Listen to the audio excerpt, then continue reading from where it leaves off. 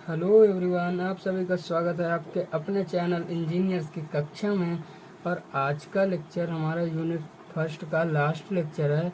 और आज के लेक्चर में जो टॉपिक हम पढ़ने वाले हैं उसका नाम है नॉर्टन्स थ्योरम और थ्योरेम्स थ्योरम के बीच में हम डिफरेंस को देखने वाले हैं। प्रीवियस लेक्चर्स में हमने देखा था कि नॉर्टन्स थ्योरम क्या होता है और उसकी वर्किंग भी देखी थी। नॉर्टन्स थ्योरम के क्वेश्चन को कैसे सॉल्व करते हैं, उसका यूजेस क्या क्या है, इसके एप्लीकेशंस क्या क्या क्या हैं। और वैसे ही हमने थ्योरेम्स थ्योरम के बारे में भी पढ़ा था कि थ्योरेम्स थ्योरम हमारा क्या होता है, और इसके कॉन्सेप्ट्स के बारे में भी हमने जाना था। और इसकी स्टेप बाय स्टेप हमने इसके क्वेश्चन को भी सॉल्व किया था, इसकी वर्किंग कैसे होती है और इसके क्वेश्चंस को हम कैसे सॉल्व करते हैं। तो आज का लेक्चर में हम इन दोनों के बीच में डिफरेंस क्या होता है वो हम देखने जा रहे हैं। और ये क्वेश्चन हमारे सेमेस्टर एग्जाम में 10 मार्क्स का भी पूछ लेते हैं, या इसके साथ ये हमारा क्वेश्चन में पूछ लेते हैं कि नॉर्टन्स थ्योरम और थ्योरेम्स थ्योरम के बीच में डिफरेंस बताइए। और इसके साथ कोई न्यूमेरिकल भी दे दिया जाता है जिसको या उसमें दिया गया होता है कि मतलब इस थ्योरम को किस किस थ्योरम की यूज से मतलब सॉल्व करना है, कि नॉर्टन्स थ्योरम से सॉल्व करना है कि थ्योरेम्स थ्योरम से सॉल्व करना है। तो आज के लेक्चर में हम इसके डिफरेंस को देखते हैं। तो नॉर्टन्स थ्योरम और हमारा थ्योरेम्स थ्योरम, तो इसके हम डिफरेंस को समझते हैं। तो पहला हमारा डिफरेंस है नॉर्टन्स थ्योरम में, it is uses A current sources. तो अब इसमें हम नॉर्टन्स थ्योरम में हमने लेक्चर्स में देखा था ना कि नॉर्टन्स थ्योरम हमारी किस चीज़ पे यूज होती है। नॉर्टन्स थ्योरम हमारी करंट सोर्सेज पे यूज होती है। तो आप इसके नोट्स को बना लीजिएगा, और इसमें जो जो मैं अंडरलाइन करता जा रहा हूँ, ये बॉक्सेस बनाता जा रहा हूँ, उनको आप बना लीजिएगा जो कि इंपॉर्टेंट पॉइंट है, और इन्हें आप एग्जाम में हाईलाइट करके आइएगा। तो अब इसमें हमारे पहला डिफरेंस है, it is uses A current sources. Norton's theorem हमारा करंट सोर्सेज को मतलब सोर्स मानकर ही वर्किंग में आया था। अब थ्योरेम्स थ्योरम हमारा क्या होता है, theorems theorem is uses a voltage sources. ये हमारी वोल्टेज को सोर्स मान के वर्क करता है। उसमें हमको करंट को सोर्स मान के वर्क कराते थे, इसमें थ्योरेम्स में वोल्टेज को वर्क कराते हैं। वोल्टेज सोर्स को मतलब यूज वो सोर्स मान के वर्किंग करते हैं। अब इसमें सेकंड पॉइंट है हमारा, it is uses A register set in parallel with the source. अब हमने अभी प्रीवियस लेक्चर में ही हमने देखा था कि जो हमारे रजिस्टर्स होते हैं उनको हम किस फॉर्म पे अरेंज करते थे, उनको हम एक पैरेलल फॉर्म में अरेंज करते थे, जिससे हमारी आपको याद होगा कि आर की वैल्यू उसी से हम निकालते थे कि RTH की वैल्यू हमारी आ जाए।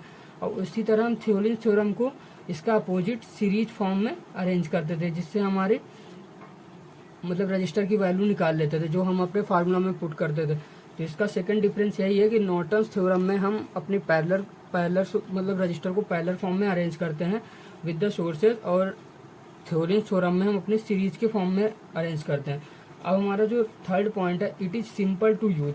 अब नॉर्टन्स थ्योरम को हमने क्वेश्चन में भी सॉल्व किया था, तो नॉर्टन्स थ्योरम में हमारा कम टाइम लग रहा था। और दूसरी बात, नॉर्टन्स थ्योरम हमारी इजी है कंपेयर टू थ्योरेम्स थ्योरम के।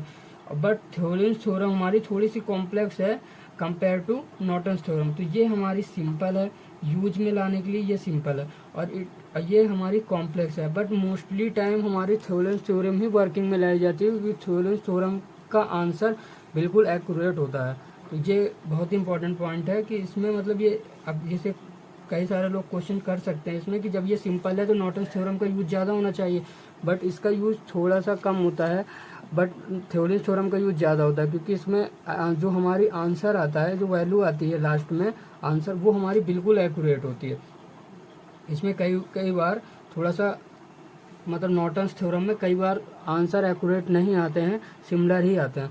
तो अब इसमें लास्ट पॉइंट जो है हमारा, अब जो नॉर्टन्स थ्योरम है उसका एक डिसएडवांटेज ये भी है कि ये थोड़ा सा थ्योरेम्स थ्योरम के कंपेयर में एनर्जी ज़्यादा कंज्यूम करती है। तो इसमें लिखा है मैंने लास्ट पॉइंट में, more energy consume, last point में मैंने लिखा है। और इसमें थ्योरेम्स थ्योरम जो हमारी होती है वो हमारी लेस एनर्जी कंज्यूम करती है, इसमें हमारी एनर्जी कम लगती है। तो ये हमारे कुछ डिफरेंस हैं इसमें, जैसे ज़्यादा डिफरेंस तो नहीं होते हैं, बट यही हमारे जो 4 पॉइंट हैं वो हमारे नॉर्टन्स थ्योरम और थ्योरेम्स थ्योरम के डिफरेंस है। कई बार क्वेश्चन में पूछ लिया जाता है कि 2 मार्क्स में पूछ लेते हैं कि अब नॉर्टन्स थ्योरम और थ्योरेम्स थ्योरम में कुछ सिमिलरिटीज़ भी होती हैं। तो सिमिलरिटीज़ क्या क्या होती हैं उनको भी देख लेते हैं, जिससे आप अगर ये क्वेश्चन आता है तो आप इसको करके आए।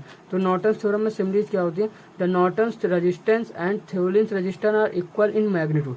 अब एक चीज, अब ये तो सिंपल सा पॉइंट यही है कि जब नॉर्टन्स थ्योरम में हम रजिस्टर किस फॉर्म पे अरेंज करते थे, पैरेलल फॉर्म पे, इसमें ये देखिए पैरेलल फॉर्म पे, और नेबुलस थ्योरम रजिस्टर किस फॉर्म में अरेंज करते थे, सीरीज फॉर्म में। बट इनकी जो वैल्यू होती है वो वैल्यू अगर आप नॉर्टन्स थ्योरम से निकाले या